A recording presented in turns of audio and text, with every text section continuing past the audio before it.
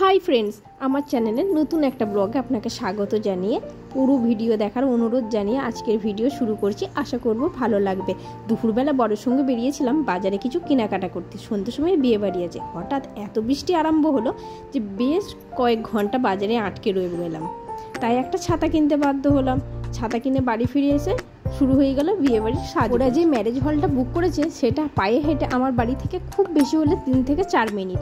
এত বৃষ্টি হয়েছে যে বৃষ্টির কারণে আমাদেরকে বিয়েবাড়ি পৌঁছাতে হলো টোটোয় করে, ঘুরে ঘুরে যেখানে যেতে লাগলো প্রায় 10 মিনিট।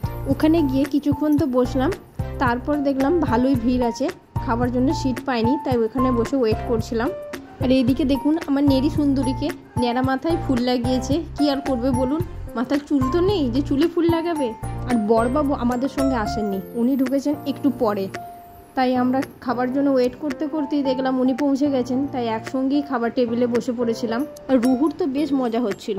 ও তো এখানে লোকজন আর লাইট দেখতেই ব্যস্ত, খাবারের দিকে ওর কোনো মনোযোগই নেই। কথা বলতে বলতে মেনু কার্ডটা পৌঁছে গেল। বিয়ের আগে আমি তো একদম মাটন খেতাম না, এখন খাই। এখন সেরকম কিছু মনে হয় না, কিন্তু আমার মা খান না, তাই মায়ের জন্য শুধু রাধা বল্লভী, চানা মশলা আর মিষ্টি নিয়েছিলাম। সব খাবারের টেস্ট খুব ভালো ছিল। আর বাইরে এখনো পর্যন্ত হালকা হালকা বৃষ্টি চলছে। আর এই বিয়েবাড়িটায় এলে আমার মনটা যেন একটু বেশিই ভালো হয়ে যায়। কেন বলুন তো, আসলে যে বিয়েবাড়িটায় আমরা এখন এসেছিলাম ওখানে প্রচুর গাছ আছে, অনেক ধরনের গাছপালা আছে। আর আমার তো গাছ এমনিতে একটু বেশি ভালো লাগে।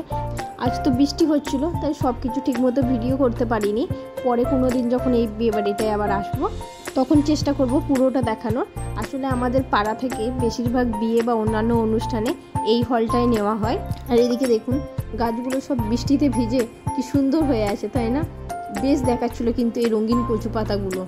এখন প্রায় রাত্রি 11টা বাজতে চললো, তাই এবার তো বাড়ি ফিরতে হবে। আজকের ভিডিও এখানেই শেষ করছি। ভালো থাকবেন।